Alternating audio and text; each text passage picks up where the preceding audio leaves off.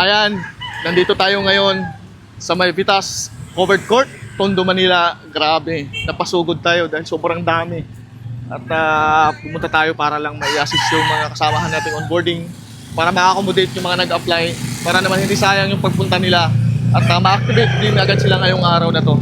Sobrang dami, grabe. Parang fiesta dito sa Tondo, Manila, kung saan tayo merong offsite onboarding ng Joyride Car at Joyride MC Taxi. So last day po kasi ngayon. Makikita nyo kung gaano karami. Ayun, no? Daming mga naka-park. Oh, Joyride, nagtatawag pa yun. Grabe yan. Sobrang dami. Ayun, yung mga motor nila, puro mga applicant yan. Grabe. Hindi pa kasama yung ubot sa unahan kasi punong-puno na.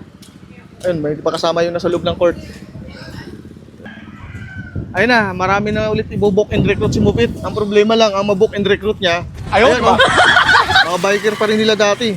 Magsayang lang sila ng pera para pambayad sa pang-abalang ginawa nila. Ito. Ang iba, ayaw na magbaliktad ng uniform nila kasi sabi nila, gusto daw silang makita ni ano. Gusto daw silang makita na nagka-class. Ay, sige po. Sige, ingat. Andito tayo sa loob ng covered court. Hindi pa tapos. Grabe, ang dami nila.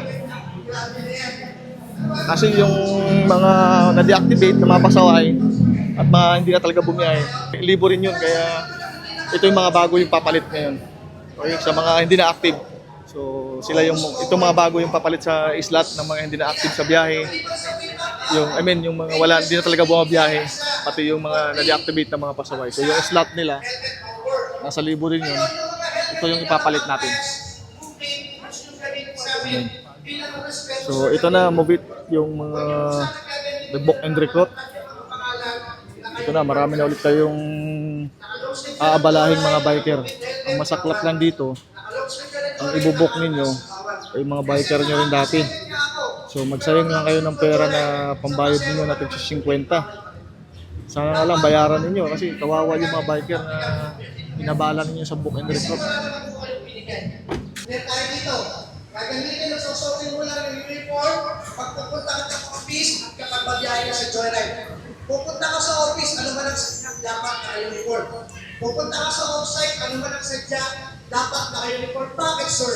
Para kung sakaling may concern ka, makita ka ng staff, alam ka nila kung paano ka i-approach. Kasi baka mamaya naka-civilian ka, malay mo namin kung Joyride ka na. Tama ba? Hindi ka gano'n naka-long sleeve ka, naka-uniform ka, para anong sadya mo, anong concern mo. Madali tayo mag-help. Ayan, okay na. So, good luck. At asahan nyo yung bagong ilalabas nating update sa Joyride app o sa mga app ninyo. At alam ko matutuwa kayo. Mas papagandahin pa natin lalo. Okay? So, ang tabay lang, lalong-lalo na sa auto accept. Basta ang tabay lang, may mga gagawin tayong mga programa para sa inyo. Sisikapin namin na mapaganda palalo yung app natin at mapaganda palalo yung hanap buhay nyo sa Joyride. Hindi tayo nagdadagdag.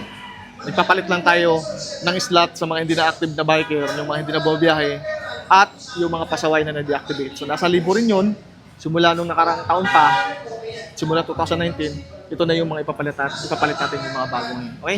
Problema lang, pag nag-book and recruit naman si Mubit, magsayang lang sila ng 50 ang pambayad nila. Good luck, maraming salamat at mag-ingat kayo palagi.